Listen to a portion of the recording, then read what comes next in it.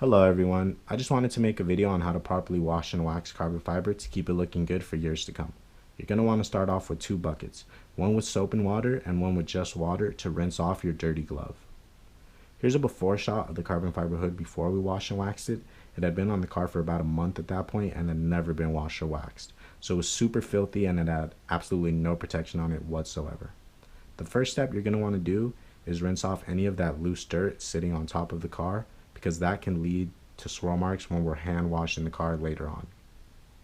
As you can see, there's no protection on the hood whatsoever. The water stays flat, no beading or sheeting. The second step is foam the car up either with a foam gun or a foam cannon. In this case, I used a foam gun because it hooks up straight to the garden hose and you don't need a pressure washer to use it. It foams up quite a bit and you don't need a pressure washer, so much more cost effective. Then you're going to want to go ahead and rinse off the soap.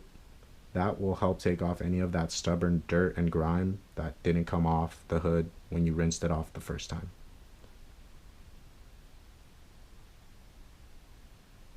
In this case, in my bucket, I used Meguiar's Gold Class, and in my foam cannon. Foam's great. Then what I do is I foam it up again just for added lubrication during the hand wash stage. You can never have too much lubrication. That helps prevent swirl marks. You're going to want to wash the car by hand with the soap still on top. That adds added lubrication, and you're going to want to wash in straight lines. If you wash in circles, that will make swirl marks more visible. Go ahead and rinse it off. Once you're done washing it by hand, rinse it off. Make sure you get all that soap off. You don't want any soap residue.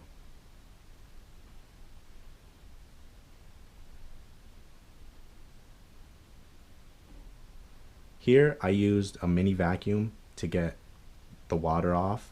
You don't want to dry it with a microfiber towel because that just might add more swirl marks to the carbon fiber. I use a vacuum. You can also use the leaf blower. As you can see here, the water is kind of hard to take off because the hood hasn't been waxed yet. It's easier to take off once it's been waxed. This is the wax that I used. Works very well as a base layer. Very durable. All you need to do is apply it, let it haze, and then take it off with a microfiber towel. My GoPro died here, so that's why there's a drop in quality, but as you can see, a lot more beading, a lot more sheeting. The hood is protected. The sun isn't just beating down straight onto your carbon fiber. Now, this is a touch-up product that you can use in the same line. All you have to do is spray it on and rinse it off. You don't have to touch it. That makes it easier to maintain, and it also minimizes swirl marks later on as your carbon fiber hood gets older. All you have to do is spray it on, 2 sprays, and then rinse it off with your garden hose. It literally does not get easier than that, and it's very durable.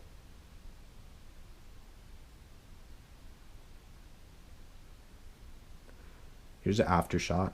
As you can see, super shiny, super clean, lots of depth.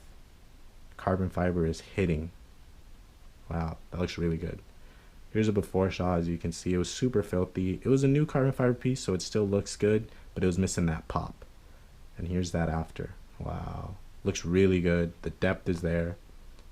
Turtle-Wax made a really good product. I would definitely recommend using this product. Here's another before.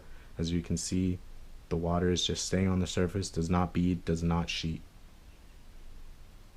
And here's an after. Sorry about the drop in quality, my GoPro died, but even with this lower quality, you can see that water is beading and sheeting, which means your hood is protected.